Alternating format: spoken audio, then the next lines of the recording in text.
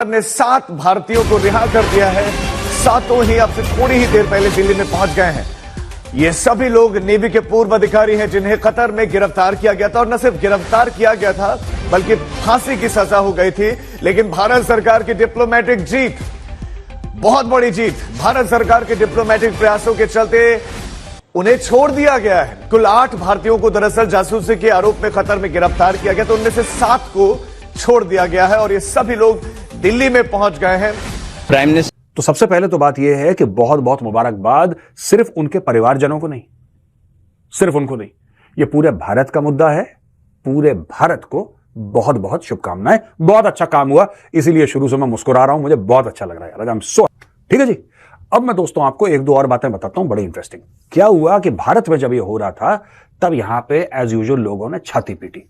सुब्रमण्यम स्वामी साहब ने तो सीधा सीधा प्राइम मिनिस्टर मोदी से इस्तीफा ही मांग लिया कि अगर इनको सजाए मौत हो जाती है तो पीएम शुड रिजाइन। 7 जो मिडिल ईस्ट स्टेटें हैं उन्होंने मोदी साहब को हाईएस्ट सिविलियन अवार्ड दे रखे हैं उन्होंने। और जो भारतीय डायस्पोरा है उसका इन कंट्रीज के अंदर, कतर के अंदर, यूएई के अंदर, बहरीन के अंदर उनका बड़ा इन्फ्लुएंस है, बिजनेस है, उनके टेक्नोक्रेट हैं। जो हकीकत ये कहना कम नहीं होगा कि उनकी गवर्नमेंट का सारा सिस्टम चलाने वाले भारतीय हैं लोग वहां पे। आप देखिए, जो बड़ी खबर आ रही है वो खाड़ी देश कतर से आई है और कतर में भारत की बड़ी कूटनीतिक जीत हुई है। तो कतर ने 8 भारतीयों को रिहा कर दिया है। 8 में से 7 भारतीय वापस वतन लौट आए हैं। भारत सरकार ने कतर सरकार के इस फैसले की तारीफ की है। वापस इंडिया पहुंच गए हम सेफ एंड साउंड और definitely honourable prime minister Shri Modi को धन्यवाद करना चाहेंगे कि उनके पर्सनल इंटरवेंशन से ये पॉसिबल हुआ और गवर्नमेंट ऑफ कतर के हिज एक्सेलेंसी द अमीर को कि उन्होंने ये होने दिया।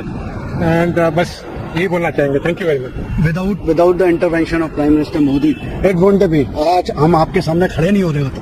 Very very thankful government and prime minister Modi की हम लोग बाहर आ सकें और वापस अपनी कंट्री। इंडिया की प्रेजेंस मिडिल ईस्ट में बहुत तेजी से ग्रो कर रही है और यही कहा जा रहा है that the relationship is reaching to the new heights।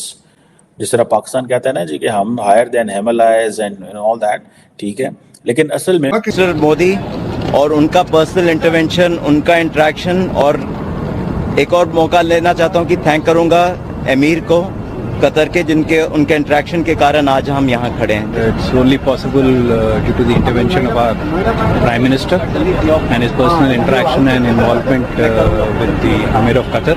We have waited almost 18 months to be back in India. We're extremely grateful to the Honorable Prime Minister, Shri Narendra Modi ji. It certainly wouldn't have been possible without his personal intervention and that equation with the Amir of Qatar. जय हिंद, वंदे मातरम। दोस्तों Qatar की jail में बंद 8 पूर्व भारतीय नौसैनिकों को आज रिहा कर दिया गया है। ये वही पूर्व सैनिक है जिन्हें कतर की एक अदालत ने फांसी की सज़ा सुनाई थी, लेकिन भारत की कूटनीतिक दखल के बाद कतर ने इस सज़ा को माफ़ कर दिया। अब आखिरकार इन पूर्व नौसैनिकों को कतर ने रिहा कर ही दिया। लेकिन कुछ दिन पहले भारत में ओवैसी ने सरकार को चैलेंज किया था और बोला था कि कतर में जो सैनिक फंसे उसको वापस लेके दिखाओ। किसे मालूम था कि सरकार की ऐसी रणनीति बनाएगी और पूर्व सैनिकों को कतर ऐसे ही माफ़ करके वापस भेज देगा। दोस्तों ये तो बहुत बड़ा भारत ने कारनामा करके दिखाया, क्योंकि पॉलिटिकल किसी भी जुडिशरी का फैसला वापस करवा के उसके पूर्व डिप्लोमेट्स को वापस लाना, ये बहुत आसान चीज़ नहीं, ये बहुत कठिन चीज़ है। और ये मोदी जी, जयशंकर और बीजेपी की जो टीम है, जो गवर्नमेंट की टीम है, उन्होंने ये कारनामा सफल करके दिखाया है। तो भारत की मोदी जी की जो पॉलिटिकल साख है और उन्होंने दाव पे लगा के इनको छुड़ाया है। तो दोस्तों इसके बारे में पाकिस्तानी मीडिया बौखला गया है। तो आइए देखते हैं पाकिस्तानी मीडिया इसके बारे में क्या कह रहा है। क्या करते हैं आप? मैं चार्टर्ड अकाउंटेंट हूँ। चार्टर्ड अकाउंटेंट है, पॉलिटिक्स का पता है, आइडिया है थोड़ा बहुत, या बस काउंटिंग होती रहती है? स्लाइड थोड़ा बहुत, not as much but slide.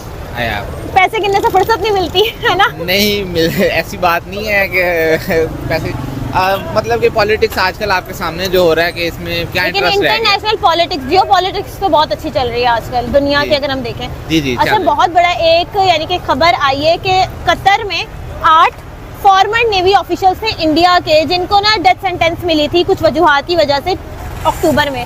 कल ही वो डेथ सेंटेंस रिवर्स हो गई है। कितनी बड़ी डिप्लोमेटिक विन है इंडिया के लिए? आई थिंक बहुत बड़ा डिप्लोमेटिक विन है कि एक इस्लामिक कंट्री में उनको डेथ सेंटेंस मिल गया और उनको रिवर्स करवाना। और Qatar is not a small state, it's very influential country. तो मैं कहूँगा बहुत बड़ा डिप्लोमेटिक विन है इंडिया का।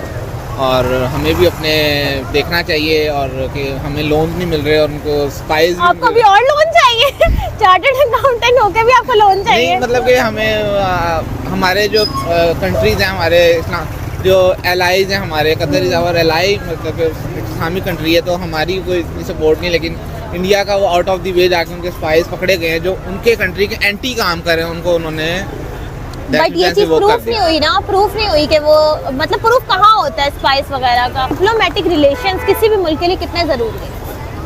वेरी, आजकल की दुनिया में आप देख लें, this is the hybrid war, जिसमें डिप्लोमेटिकली एक दूसरे के साथ अच्छे रिलेशंस के साथ ही आपने बेनिफिट्स को दूसरों के साथ लेकिन एक बड़ी पाकिस्तानियों से मैंने बात की तो पाकिस्तानियों का एक पॉइंट है, भाई इंडिया पैसे वाले हैं तो बंदे भी छूटेंगे। Like diplomacy is another thing और इकोनॉमिक ग्रोथ एक अलग चीज है। ठीक है, थोड़ा सा रिलेशन है but both go side by side.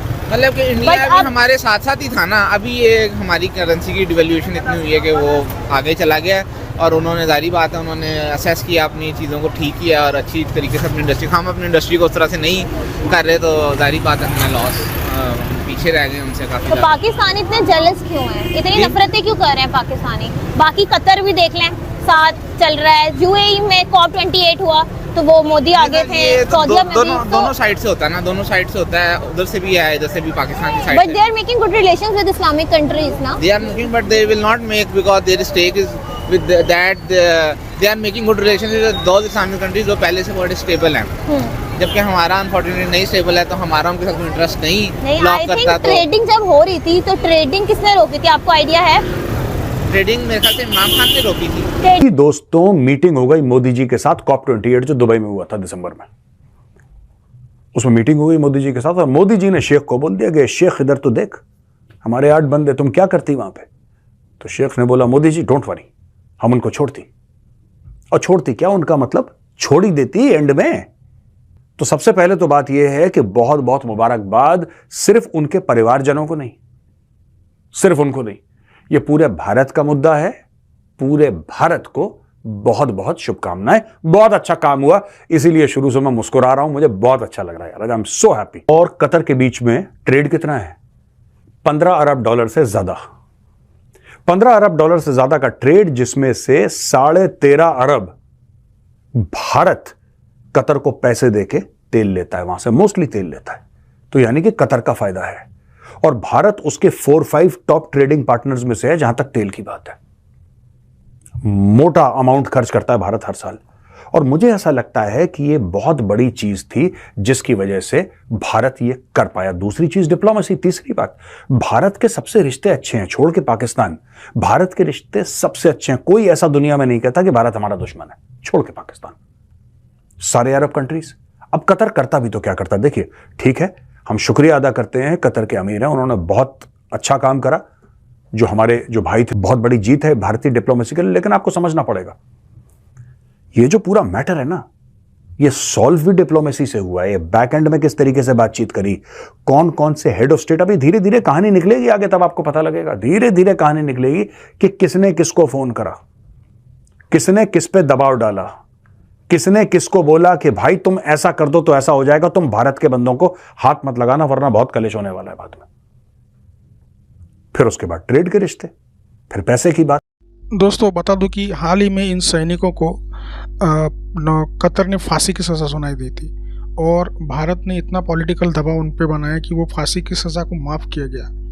दरअसल भारत और कतर में मैत्रीपूर्ण संबंध है और मोदी जी के तो कतर के शेख जो है उनके साथ बहुत अच्छे संबंध है। उन्होंने एक पर्सनल मुलाकात करके इसमें रिहाई के मसले पे बात की थी और ये मीटिंग में ही मतलब ये फैसला हो गया था और भारत की इसको एक डिप्लोमेटिक जीत की तरह देखा जाना चाहिए। तो दोस्तों, ये वीडियो आपको कैसी लगी ये ज़रूर कमेंट में लिख देना और मेरे चैनल को सब्सक्राइब करके मेरे वीडियो को ज़्यादा से ज़्यादा लोगों के साथ शेयर करना। मुझे आपके सपोर्ट की बहुत ज़्यादा ज़रूरत है दोस्तों। मैं मिलता हूँ आपको अगली वीडियो में। धन्यवाद।